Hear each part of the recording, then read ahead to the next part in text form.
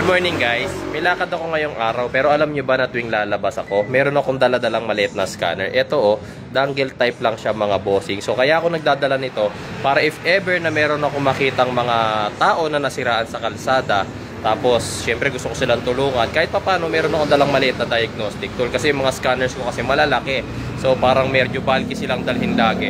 So ako, lagi kong dala to. So ito mapapayo ko, bumili rin kayo nito. Sinasaksak lang to sa OBD port, tapos gamit lang yung cellphone, ma-check nyo na kung anong problema ng sasakyan nyo para mas maintindihan ninyo. Tara, pakita ko sa inyo.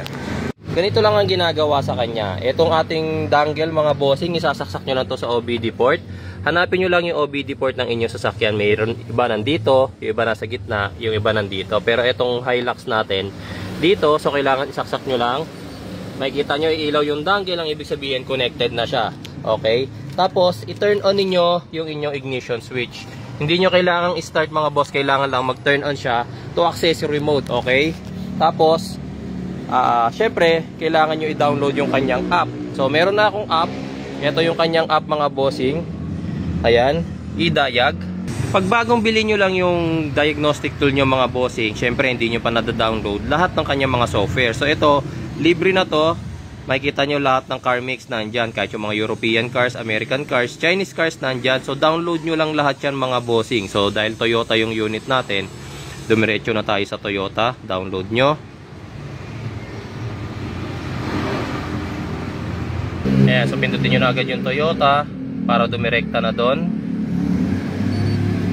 Okay. Tapos, kapag may error code ngayon mga bossing, yung inyong panel, halimbawa umaandar kayo, nakailaw yung inyong check engine, nakailaw yung SRS, yung airbag, or yung sa transmission nyo, ito yung pinakamagandang gawin. Ayan, kagaya niya. Pindutin nyo lang, 16-pin DLC mga bossing, huwag nyo pipindutin yung 17-pin DLC porket nakalagay yung Toyota. Dapat 16-pin DLC. Okay?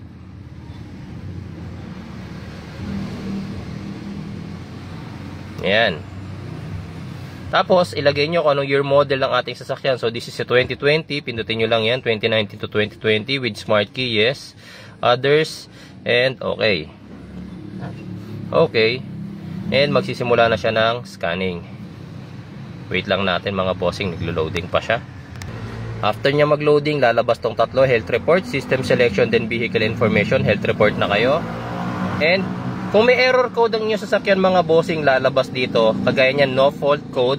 Lalabas diyan kapag may error, kulay pula. Tapos sasabihin niya kung anong code. Okay? So since walang error code itong ating Hilux, makikita nyo naman. Naka-check engine yan mga bossing. Pero kasi hindi pa umaandar yung makina, kaya nga naka-zero pa yung ating RPM. Pero kapag umaandar na yan, mawawala na yung check engine na yan. And kahit dito sa scanner natin, makikita nyo rin naman na no fault code naman talaga siya.